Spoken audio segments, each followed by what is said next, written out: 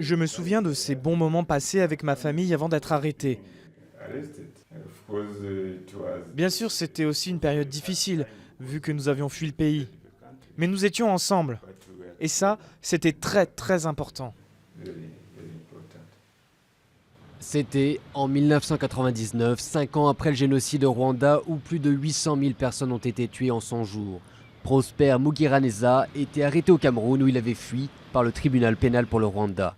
Les accusations allaient de complot en vue de commettre un génocide à incitation directe et publique à commettre un génocide. Après 14 ans d'un procès à rallonge et après une première condamnation, Prosper est finalement acquitté en appel en 2013. Aujourd'hui, c'est un homme libre, mais il reste de fait prisonnier à Arusha au nord de la Tanzanie où se situe le tribunal. Il ne peut pas retourner au Rwanda ou rejoindre sa famille en France. Je me suis beaucoup battu pendant de longues années pour retrouver ma famille. Et c'est un drame pour moi de voir qu'au final, après avoir été acquitté, je ne peux même pas rejoindre ma famille.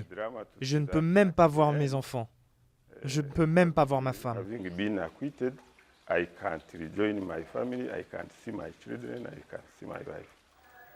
Prosper est l'un des 11 hommes qui vivent dans cette maison et dans l'incertitude. 8 d'entre eux ont été acquittés, les 3 autres ont déjà purgé leur peine.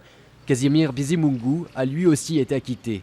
La course l'aide à passer le temps. Mais si les hommes sont autorisés à sortir de la maison, ils n'ont pas le statut de résident permanent ni de permis de travail.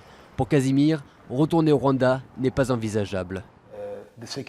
Pour des raisons de sécurité, je ne peux pas revenir au Rwanda aujourd'hui. J'aime mon pays, j'aimerais y retourner, mais ma sécurité serait menacée si je revenais au Rwanda. Leurs demandes d'entrée au Canada ou en Europe ont été refusées jusqu'à présent.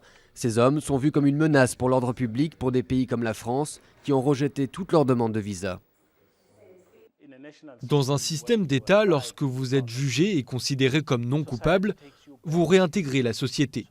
La société vous donne des droits et des privilèges.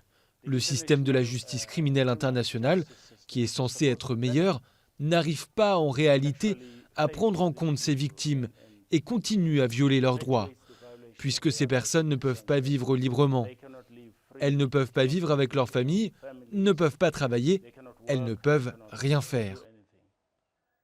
Certains acquittés ont pu malgré tout se réinsérer, aidés par le tribunal. Celui-ci n'a plus beaucoup de temps pour trouver une hypothétique solution pour ceux qui restent. Il achèvera l'essentiel de ses travaux à la fin de l'année 2014, 20 ans après sa création.